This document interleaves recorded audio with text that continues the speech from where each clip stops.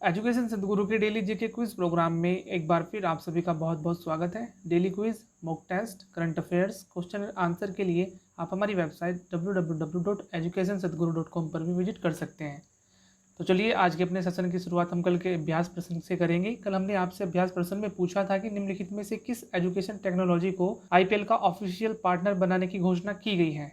इस प्रश्न का सही आंसर है ऑप्शन सी यानी अनअकैडमी। हाल ही में इंडियन प्रीमियम लीग संचालन परिषद ने ऑनलाइन एजुकेशन प्लेटफॉर्म अनअकैडमी को आईपीएल 2020 का पार्टनर बनाए जाने की घोषणा की है। आपको बता दें कि आईपीएल के इस 13वें संस्करण की शुरुआत 19 सितंबर से यूएई में होगी और इसी के लिए अनअकैडमी को आने वाले 3 सीजन तक आईपीएल का साझेदार बनाया गया है। चलिए आज का अपना पहला प्रश्न देख लेते हैं कि दिवंगत पूर्व राष्ट्रपति श्री प्रणब मुखर्जी भारत के कौन से राष्ट्रपति रहे थे। इस प्रश्न का सही आंसर है ऑप्शन ए यानी 13वें। हाल ही में देश के पूर्व राष्ट्रपति और भारत रत्न से सम्मानित प्रणब मुखर्जी का बीते 31 अगस्त को निधन हो गया है। आपको बता दें कि प्रणब मुखर्जी 2012 से 2017 तक देश के 13वें राष्ट्रपति के रूप में अपना कार्य कर चुके हैं। साल 2019 में उन्हें भारत रत्न से भी सम्मानित किया गया था। कांग्रेस पार्टी में रहते हुए उन्होंने विदेश से लेकर रक्षा, वित्त और वाणिज्य मंत्री तक की भूमिका निभाई है। चलिए अगला प्रश्न भी देख लेते हैं कि हाल ही में नागरिक उड्डयन महानिदेशालय ने अंतर्राष्ट्रीय उड़ानों पर प्रतिबंध को कब तक के लिए बढ़ा दिया है। इस प्रश्न का सही आंसर है ऑप्शन बी यानी 30 सितंबर तक। हाल ही में नागरिक विमानन महानिदेशालय यानी डीजीसीए ने 31 अगस्त 2020 को कहा है कि सभी निर्धारित अंतर्राष्ट्रीय यात्री उड़ानें 30 सितंबर तक निलंबित रहेंगी। इसके अलावा उन्होंने यह भी कहा है कि सक्षम प्राधिकारियों द्वारा कुछ चुनिंदा मार्गों पर मामलों के आधार पर अंतर्राष्ट्रीय निर्धारित उड़ानों को अनुमति भी दी जा सकती है। मालूम हो कि अंतर्राष्ट्रीय उड़ानों पर 23 मार्च से प्रतिबंध लगा हुआ है। अगला प्रश्न भी देख लेते हैं कि हाल ही में सुप्रीम कोर्ट की अवमानना के दोषी प्रशांत भूषण पर कितने दिनों के लिए वकालत करने पर प्रतिबंध लगा दिया गया है। इस प्रश्न का सही आंसर है ऑप्शन सी यानी 3 साल। हाल ही में सुप्रीम कोर्ट ने वरिष्ठ वकील प्रशांत भूषण पर कोर्ट की अवमानना के लिए ₹1 का जुर्माना लगाया है। इसके अतिरिक्त कोर्ट ने उनके ऊपर 3 साल तक वकालत न करने का भी प्रतिबंध लगाया है। कोर्ट ने उन्हें 15 सितंबर तक जुर्माना भरने का आदेश भी दिया है। अगर वह जुर्माना नहीं भरते तो उन्हें 3 माह तक का साधारण कारावास भी भुगतना पड़ सकता है। चलिए अगला प्रश्न देख लेते हैं कि हाल ही में जारी अक्षांशीय जिलों की रैंकिंग में निम्नलिखित में से किस जिले को शीर्ष स्थान प्राप्त हुआ है। इस प्रश्न का सही आंसर है ऑप्शन ए यानी सोनभद्र उत्तर प्रदेश। हाल ही में जुलाई के लिए अक्षांशीय जिलों की रैंकिंग में उत्तर प्रदेश के सोनभद्र जिले ने शीर्ष स्थान प्राप्त किया है। नीति आयोग ने सोमवार को एक ट्वीट कर बताया कि असम का दरांग और मिजोरम का मामित इस रैंकिंग में क्रमशः दूसरे और तीसरे स्थान पर रहे हैं। वहीं ओडिशा का नौपाड़ा चौथे और बिहार का गया जिला 5वें स्थान पर आया है। चलिए अगला प्रश्न भी देख लेते हैं कि पिनाक रॉकेट लॉन्चर की खरीदारी के लिए रक्षा मंत्रालय ने किस कंपनी के साथ समझौता किया है। इस प्रश्न का सही आंसर है ऑप्शन डी यानी 1 और 2 दोनों। हाल ही में रक्षा मंत्रालय ने 2 अग्रणी घरेलू रक्षा कंपनियों के साथ 2580 करोड़ रुपए की लागत से सेना की 6 रेजिमेंट के लिए पिनाक रॉकेट लॉन्चरों की खरीद का सौदा किया है। इसके लिए रक्षा मंत्रालय ने टाटा पावर लिमिटेड और इंजीनियरिंग क्षेत्र की बड़ी कंपनी लार्सन एंड टर्बो के साथ अनुबंध पर हस्ताक्षर किए हैं। चलिए इसी के साथ अगला प्रश्न भी देख लेते हैं कि हाल ही में अल्ट्रा मेगा सौर ऊर्जा परियोजना का उद्घाटन निम्नलिखित में से कहां पर किया गया है।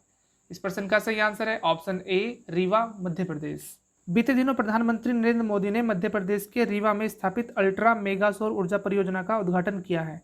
750 मेगावाट की इस सौर ऊर्जा परियोजना को देश में नवीकरणीय ऊर्जा के विकास की दिशा में एक महत्वपूर्ण कदम के रूप में देखा जा रहा है। आपको बता दें कि इससे लगभग 15 lakh ton carbon dioxide gas के बराबर कार्बन उत्सर्जन कम होने की भी संभावना है। चलिए अगला प्रश्न देख लेते हैं कि हाल ही में अडानी ग्रुप ने किस अंतर्राष्ट्रीय एयरपोर्ट के संचालन को खरीदने की घोषणा की है। इस प्रश्न का सही आंसर है ऑप्शन बी यानी मुंबई इंटरनेशनल एयरपोर्ट। हाल ही में अडानी ग्रुप ने कहा है कि वह मुंबई हवाई अड्डे का संचालन करने वाली कंपनी मुंबई इंटरनेशनल एयरपोर्ट का अधिग्रहण करेगा। इसके लिए वह कंपनी का संचालन करने वाली GVK airport developers private limited के वर्तमान प्रोमोटर जीवीके ग्रुप की 50.50% हिस्सेदारी खरीदेगा। चलिए अगला प्रश्न भी देख लेते हैं कि दक्षिण पूर्वी एशिया के किस देश में अभी हाल ही में एक भारतवंशी को विपक्ष का नेता चुना गया है। इस प्रश्न का सही आंसर है ऑप्शन बी यानी सिंगापुर। हाल ही में एक और भारतीय ने इतिहास रच दिया है। सिंगापुर में प्रीतम सिंह पहली बार संसद में नेता प्रतिपक्ष बनाए गए हैं। उनकी वर्कर्स पार्टी ने 10 जुलाई को हुए आम चुनाव में संसद की 93 में से 10 सीटें जीती थी। इसके साथ ही उनकी पार्टी संसद में सबसे बड़ी विपक्षी पार्टी बन गई है। आपको बता दें कि सिंगापुर में पहली बार आधिकारिक रूप से विपक्ष के नेता को मान्यता दी गई है। चलिए अगला प्रश्न देख लेते हैं कि निम्नलिखित में से किस संस्थान के वैज्ञानिकों ने हैंडहेल्ड इंफ्रारेड थर्मामीटर विकसित किया है। इस प्रश्न का सही आंसर है ऑप्शन डी यानी आईआईटी कानपुर। हाल ही में कोरोना संक्रमितों का पता लगाने के लिए आईआईटी कानपुर के वैज्ञानिकों ने स्टिक हैंडहेल्ड इंफ्रारेड थर्मामीटर बनाया है, जिसे 6 फीट तक बढ़ाया या घटाया जा सकता है। स्टिक का एक छोर मरीज की ओर रहेगा जबकि दूसरे छोर पर मोबाइल स्क्रीन पर तापमान दिखेगा। चलिए आज का आखिरी प्रश्न भी देख लेते हैं कि निम्नलिखित में से किसने अभी हाल ही में बेल्जियम ग्रांड प्रिक्स 2020 का खिताब अपने नाम किया है। इस प्रश्न का सही आंसर है ऑप्शन ए यानी लुइस हैमिल्टन। हाल ही में लुइस हैमिल्टन ने 30 अगस्त 2020 को बेल्जियम ग्रांड प्रिक्स का खिताब जीतकर अपना 89वां खिताब जीत लिया है। आपको बता दें कि लुइस हैमिल्टन का जन्म 7 जनवरी 1985 को हुआ था। लुइस हैमिल्टन ब्रिटेन के फॉर्मूला 1 ड्राइवर है। इसके अलावा आपको बता दें कि अमेरिकी धावक कार्ल लुइस के नाम पर हैमिल्टन का नामकरण किया गया है। वे 2007 में फॉर्मूला 1 के अपने पहले सीजन में खेलते हुए कई रिकॉर्ड बनाए थे। चलिए आज का अपना अभ्यास प्रश्न भी देख लेते हैं कि निम्नलिखित में से किसे अभी हाल ही में जननायक जनता पार्टी का राष्ट्रीय अध्यक्ष नियुक्त किया गया है। Option A Dushyant Chautala, option B Ajay Singh Chautala, option C Abhay Chautala या फिर ऑप्शन डी ओम प्रकाश चौटाला। इस अभ्यास प्रश्न का आंसर आप हमारे कमेंट सेक्शन में जरूर दीजिएगा और यदि आज की वीडियो आपको पसंद आई है तो वीडियो को लाइक करें, कमेंट करें और दूसरों के साथ शेयर भी करें। और यदि अभी तक आपने हमारे चैनल को सब्सक्राइब नहीं किया है तो चैनल को प्लीज़ सब्सक्राइब करना भी मत भूलें। तब तक के लिए आप हमारे चैनल पर लगातार बने रहिए।